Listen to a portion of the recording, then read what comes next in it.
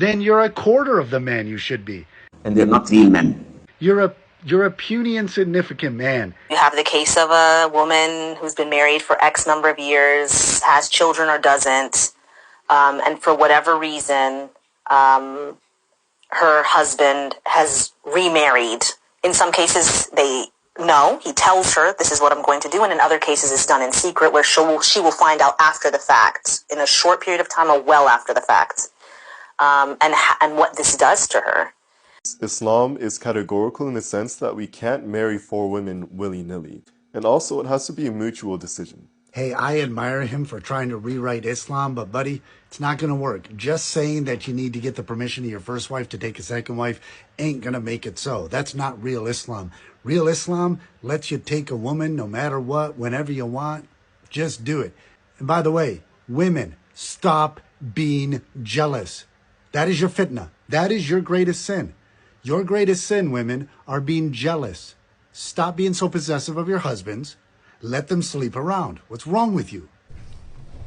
Can you please address the sisters regarding accepting the rule of polygamy?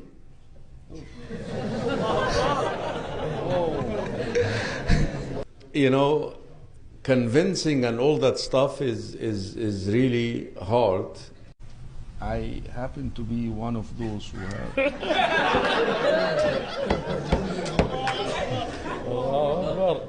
Wallahi, ikhwa, is not easy.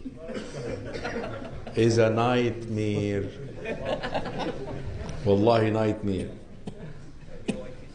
Sometimes, it's because fitnat al-mar'a fil ghira. The fitna of the woman is really in jealousy, that she's very possessive.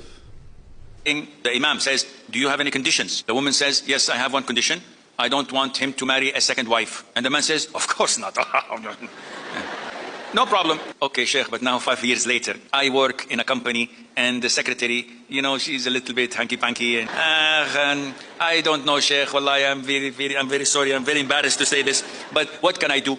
I'm tempted. I don't want to fall into haram. So I want to marry her. If you marry the secretary, the marriage is valid. I think that in the cases that I've seen and worked with, in my own life experience, the environment around polygamy and what happens and the aftermath of it is really toxic and judgy and negative.